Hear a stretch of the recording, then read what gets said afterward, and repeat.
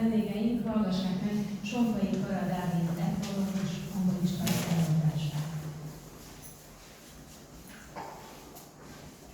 Ezen a hangszeren szeretnék egy kis versenysői hangulatot kelteni. Ez eredeti hangszer, az Altaj-hegységből való, ez Mongólia nyugati részén van, és az ott élő kis mongóliától török nyelvű népcsoportok Újjáhályok és Csuvák egyik néptalált osztományon ma fogadják szeretettel.